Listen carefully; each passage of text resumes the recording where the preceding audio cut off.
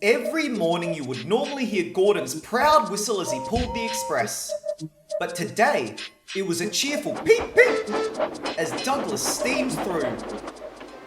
Let's show 'em, eh boy? Aye.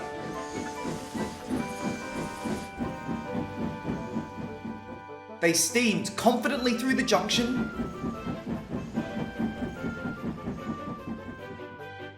and then flew across the cow fields.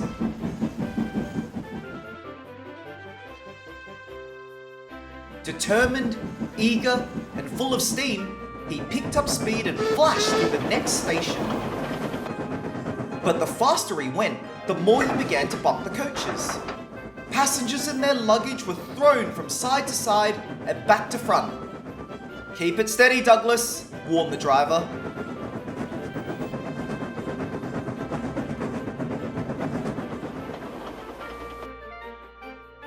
They arrived early at Edward's station.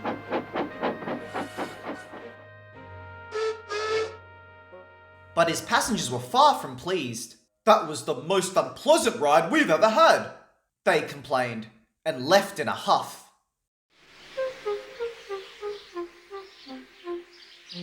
"Come on now, keep that chin up," said his driver. But Douglas said nothing, and puffed sadly away.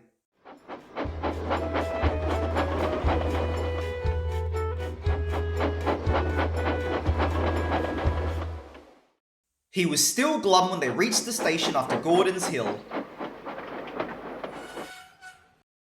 Donald was resting in the station siding taking on water. He had pulled the flying kipper earlier that morning. "What's the matter, Dougie?" he asked his twin. "The passengers aren't too happy with me. We arrived early at the last station, but they said the ride was too bumpy." Donald, knowing all too well, spoke kindly to Douglas. "You know, Dougie, we'll never be perfect. Just do the best you can." But before he could respond, the guard blew his whistle.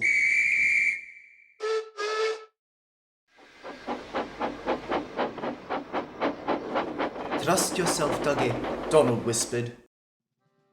That afternoon, Douglas was on his return journey to meet Oliver at the station.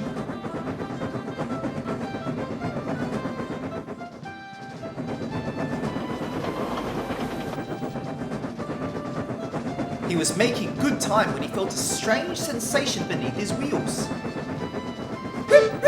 Whistled Douglas urgently. His driver reduced steam and applied the brakes. "What is it, Douglas?" the driver asked. "The rails be forward. They felt like they were bending beneath my wheels." The passengers were most surprised and unhappy. "I'm sorry," said the driver, "but your safety has to come first." Douglas's driver, fireman, and the guard went up and down the line inspecting the track. "You are right, Douglas," his driver said. "The sleepers along here are starting to crack and split. It looks to be fairly recent, so we may have missed it during our last maintenance run." "We best let the inspector know right away," said Douglas. "Absolutely," agreed his driver. His crew marked the section of track with some amber lamps, warning engines to approach with caution. Douglas then set off carefully for the station.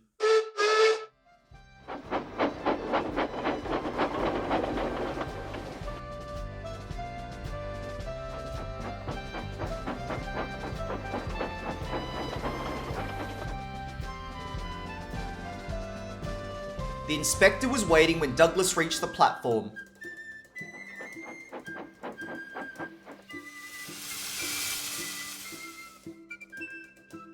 "Sorry," panted Douglas. But before the inspector could say anything, some passengers came up to Douglas. "We're sorry for getting angry," they said. "We know you were just doing your job. Thank you for being so diligent." "Oh, thank you," beamed Douglas.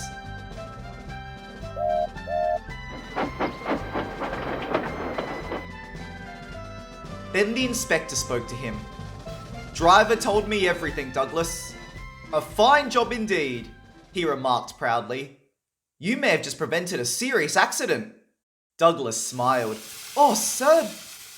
"And remember," the inspector added, You may not be as fast as Gordon, but you've just proven to me and yourself that you can still be a really useful engine.